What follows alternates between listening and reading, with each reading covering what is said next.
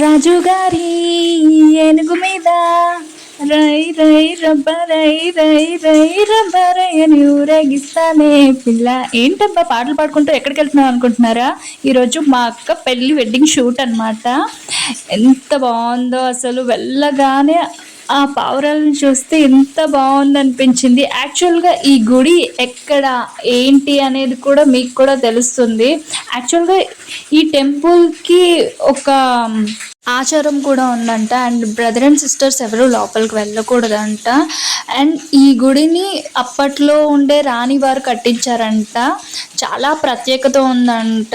ఈ గుడి లోపలికి వెళ్ళి లైక్ హస్బెండ్ అండ్ వైఫ్ ఇట్లా వాళ్ళు లోపలికి వెళ్ళి ఏం కోరుకున్నా అవి నెరవేరుతాయంట.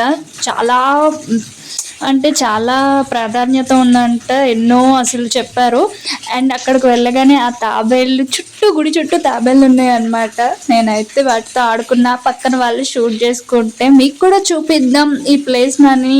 మీకు తెలుసో తెలీదో, ఈ టెంపుల్కి మీరు ఎప్పుడైనా వచ్చారా? వచ్చుంటే ఖచ్చితంగా కామెంట్ చేయండి. ఈ విలేజ్ ఏంటి అనేది మీరు చెప్తారా లేదా అనేది చూద్దాం. మీకు తెలియకపోతే నేనే చెప్తా, రివీల్ చేస్తా. అండ్ చాలా బాగుందన్నమాట. లోపల ఆ శ్రీకృష్ణుడిని చూసేటప్పుడు ఎంత బాగుంది అనిపించింది. ఫస్ట్ టైం అయితే ఈ టెంపుల్కి వెళ్ళాను. అండ్ బయట నార్మల్ అంటే పీస్ఫుల్గా ఉంది. లోపల అయితే ఆ శ్రీకృష్ణుడిని చూస్తే అలా ఉండిపోవాలనిపించింది. అంత బాగుందన్నమాట.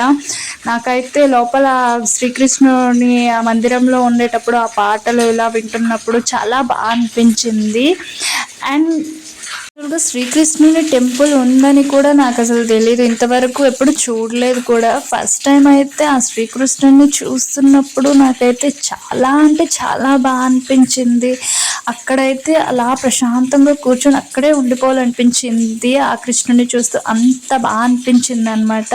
మీకు కూడా నచ్చిందా? ఫస్ట్ టైం చూస్తున్నారు మీరు కూడా ఈ టెంపుల్ని అయితే వెంటనే please like, share and comment, subscribe చేయడం అస్సలు మర్చిపోవద్దు. ఓకేనా? వీలైనంత వరకు సపోర్ట్ చేయండి guys. Please to subscribe. Bye bye. Thanks for watching and support and love. Bye bye.